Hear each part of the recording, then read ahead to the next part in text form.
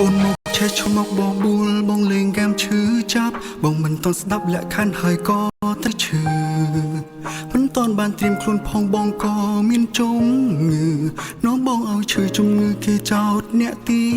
3ស្នេហាអូនចិនឆាសាហើកាប់ដៅបែបផ្សេងហោះស្រឡាញ់ឡើងអស់ចុងក្រោយគេសួរថាជាអ្វី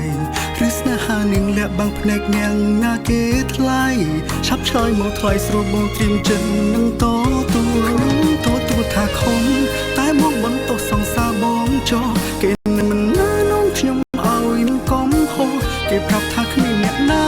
ធៀបពិនគឺជាសង្សារគេសោះនេះរឿងនោះស្រីខំហើយដឹងរាប់រួយខ្លួនខ្ញុំទទួលថាធ្វើ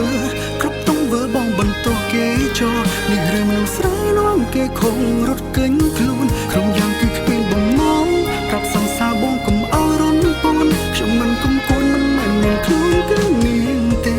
ដែលជាអ្នកខំ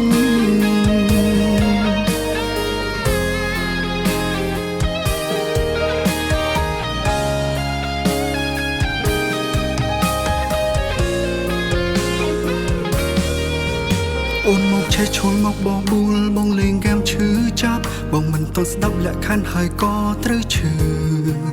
មិនតន់បានត្រៀមខ្លួនផងបងក៏មានជំងឺ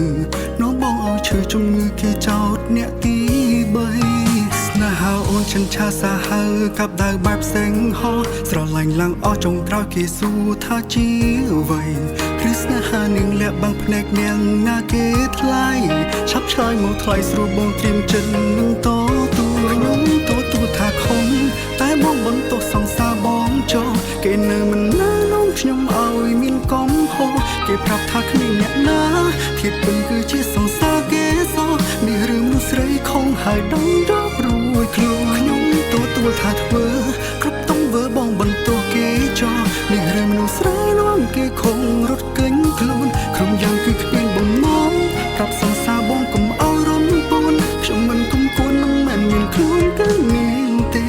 ដែលជាអ្នកខំខ្ញុំទទួលថាខំ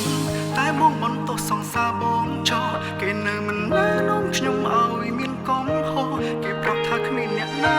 ធៀបពិនគឺជាសង្សារគេសោះនេះរឿងស្រីខំហើយដឹងរាប់រួយខ្លួនខ្ញុំទទួលថាធ្វើគ្រប់ទង្វើបងបន្ទោសគេចោនេះរឿងមនុស្សស្រីនាំគេខំរត់គេញខ្លួនក្រុមយ៉ាងគឺគ្មានបំណងប្រាប់សង្សារបងកុំឲ្យរន់ពន់ខ្ញុំមិនគុំគួនមិនមែនមានខ្លួនគឺមានទេដែលជាអ្នកខំ